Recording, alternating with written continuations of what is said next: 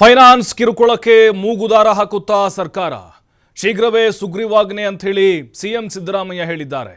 ಮುಂದಿನ ಕ್ಯಾಬಿನೆಟ್ನಲ್ಲಿ ಸುಗ್ರೀವಾಜ್ಞೆ ಬಗ್ಗೆ ಚರ್ಚೆ ಮಾಡ್ತೇವೆ. ಫೈನಾನ್ಸ್ ಕಿರುಕುಳ ದೌರ್ಜನ್ಯ ಸಾವು ಜಾಸ್ತಿ ಆಗ್ತಾ ಇದೆ, ರಾಜ್ಯದಲ್ಲಿ ಸರಣಿ ಸಾವುಗಳಾಗ್ತಾ ಇದೆ. ಸರ್ಕಾರ ಎಚ್ಚರಿಕೆ ಕೊಟ್ಟರೂ ಕೂಡ ಡೋಂಟ್ ಕೇರ್ ಅಂತಿದ್ದಾರೆ ಸಿಬ್ಬಂದಿಗಳು, ಫೈನಾನ್ಸ್ನವರು. ಈ ಬಗ್ಗೆ ಕ್ಯಾಬಿನೆಟ್ನಲ್ಲಿ ಚರ್ಚೆ ಮಾಡಿ ಸುಗ್ರೀವಾಜ್ಞೆ ಬಗ್ಗೆ ಅಂತಿಮ ತೀರ್ಮಾನ ತೆಗೆದುಕೊಳ್ತೀವಿ ಅಂತ ಹೇಳಿದ್ದಾರೆ ಮುಖ್ಯಮಂತ್ರಿಗಳು. ಬಟ್ ಈಗ ಇನ್ನೂ ಒಂದು 6 ತಿಂಗಳಾಗಾದ್ರೆ ವೇಟ್ ಮಾಡಬೇಕಾಗತ್ತಾ ಹೆಂಗೆ ಅಂತ. ಅಂದರೆ ಈಗ ಕ್ಯಾಬಿನೆಟ್ ಆಗಬೇಕು, ಕ್ಯಾಬಿನೆಟಲ್ಲಿ ಚರ್ಚೆ ಮಾಡ್ತೀವಿ ಅಂತ ಹೇಳಿದ್ದಾರೆ. ಬಟ್ ಈಗ ಸೆಷನ್ ಅಂದರೆ ಕಾಯಲೇಬೇಕಾಗುತ್ತೆ. ಅಂದರೆ ಶೀಘ್ರವೇ ಸುಗ್ರೀವಾಜ್ಞೆ ತರಲಾಗುತ್ತೆ ಅನ್ನುವಂಥ ಮಾತನ್ನು ಸಿದ್ದರಾಮಯ್ಯ ಹೇಳಿದ್ದಾರೆ. ಅಂದರೆ ನೆಕ್ಸ್ಟು ಸಚಿವ ಸಂಪುಟ ಸಭೆ ಇದೆಯಲ್ವ, ಅದರಲ್ಲಿ ಚರ್ಚೆ ಮಾಡಿ. ಹಾಗಾಗಿನೇ ಈಗ ಒಂದೇನಾದರೂ ವಿಧೇಯಕ ಮಂಡನೆ ಆಗಬೇಕಾದ್ರೆ ಸದನ ಮತ್ತೆ ನಡೀಬೇಕು, 6 ತಿಂಗಳು ವೇಟ್ ಮಾಡಬೇಕಾಗುತ್ತೆ. ಬಟ್ ಈ ಕ್ಯಾಬಿನೆಟ್ನಲ್ಲಿ ಚರ್ಚೆ ಮಾಡಿ ಅಂತಿಮವಾಗಿ ಸುಗ್ರೀವಾಜ್ಞೆ ತರುವುದಾ ಅಥವಾ ಈಗಿರುವಂತಹ ನಿಯಮಗಳನ್ನು ಕಠಿಣ ಮಾಡುವುದಾ, ಇದರ ಬಗ್ಗೆ ನಿರ್ಧಾರವನ್ನು ಮಾಡ್ತೀವಿ ಅಂತ ಮುಖ್ಯಮಂತ್ರಿಗಳು ಹೇಳಿದ್ದಾರೆ. ಯಾಕಂದರೆ ರಾಜ್ಯದಲ್ಲಿ ನಿರಂತರವಾಗಿ ಸಾವುಗಳಾಗ್ತಾ ಇದ್ದಾವೆ.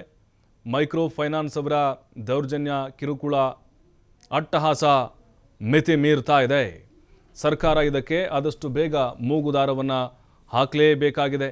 ಇಲ್ಲದೇ ಇದ್ದರೆ ಮತ್ತಷ್ಟು ಬಲಿಗಳಾಗುತ್ತೆ. ಯಾಕಂದರೆ ಈಗಿರುವಂತಹ ಕಾನೂನುಗಳಿಗೆ ಅವರು ಭಯ ಪಡ್ತಾ ಇಲ್ಲ.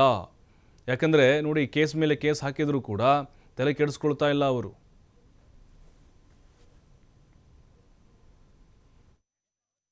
ಫೈನಾನ್ಸ್ ಸುಗ್ರೀವಾಜ್ಞೆ ನೆಕ್ಸ್ಟ್ ಕ್ಯಾಬಿನೆಟ್ ಅಲ್ಲಿ ಆಗುತ್ತಾ? ಕ್ಯಾಬಿನೆಟ್ ಎಸ್ ಮೈಕ್ರೋ ಫೈನಾನ್ಸ್ ಸುಗ್ರೀವಾಜ್ಞೆ ನೆಕ್ಸ್ಟ್ ಕ್ಯಾಬಿನೆಟ್ ಅಲ್ಲಿ ಆಗುತ್ತಾ? ಕ್ಯಾಬಿನೆಟ್ ಎಸ್ ಮೈಕ್ರೋ ಫೈನಾನ್ಸ್ ಸುಗ್ರೀವಾಜ್ಞೆ ನೆಕ್ಸ್ಟ್ ಕ್ಯಾಬಿನೆಟ್ ಅಲ್ಲಿ ಆಗುತ್ತಾ? ಕ್ಯಾಬಿನೆಟ್ ಎಸ್ ಮೈಕ್ರೋ ಫೈನಾನ್ಸ್ ಸುಗ್ರೀವಾಜ್ಞೆ ನೆಕ್ಸ್ಟ್ ಕ್ಯಾಬಿನೆಟ್ ಅಲ್ಲಿ ಆಗುತ್ತಾ? ಕ್ಯಾಬಿನೆಟ್ ಎಸ್ ಮೈಕ್ರೋ ಫೈನಾನ್ಸ್ ಸುಗ್ರೀವಾಜ್ಞೆ ನೆಕ್ಸ್ಟ್ ಕ್ಯಾಬಿನೆಟ್ ಅಲ್ಲಿ ಆಗುತ್ತಾ? ಕ್ಯಾಬಿನೆಟ್ ಎಸ್ ಮೈಕ್ರೋ ಫೈನಾನ್ಸ್ ಸುಗ್ರೀವಾಜ್ಞೆ ನೆಕ್ಸ್ಟ್ ಕ್ಯಾಬಿನೆಟ್ ಅಲ್ಲಿ ಆಗುತ್ತಾ? ಕ್ಯಾಬಿನೆಟ್ ಎಸ್ ಮೈಕ್ರೋ ಫೈನಾನ್ಸ್ ಸುಗ್ರೀವಾಜ್ಞೆ ನೆಕ್ಸ್ಟ್ ಕ್ಯಾಬಿನೆಟ್ ಅಲ್ಲಿ ಆಗುತ್ತಾ? ಕ್ಯಾಬಿನೆಟ್ ಎಸ್ ಮೈಕ್ರೋ ಫೈನಾನ್ಸ್ ಸುಗ್ರೀವಾಜ್ಞೆ.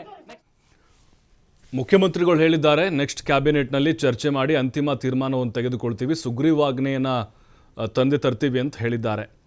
ನೋಡಿ, ಈಗ ಮೈಕ್ರೋ ಫೈನಾನ್ಸ್ ಅವರ ಅಟ್ಟಹಾಸಕ್ಕೆ ಬ್ರೇಕ್ ಹಾಕಬೇಕು ಅಂತ ಹೇಳಿದ್ರೆ ಬಲವಾದ ಕಾನೂನು ಬೇಕೇ ಬೇಕು. ಬೇರೆ ಬೇರೆ ರಾಜ್ಯಗಳಲ್ಲಿ ಕೆಲವೊಂದು ಕಡೆಗಳಲ್ಲಿ ಬ್ಯಾನ್ ಮಾಡಿದ್ದಾರೆ ಮತ್ತು ಕಠಿಣ ಕ್ರಮಗಳಿದ್ದಾವೆ, ಶಿಕ್ಷೆ ಪ್ರಮಾಣ ಜಾಸ್ತಿ ಇದ್ದಾವೆ.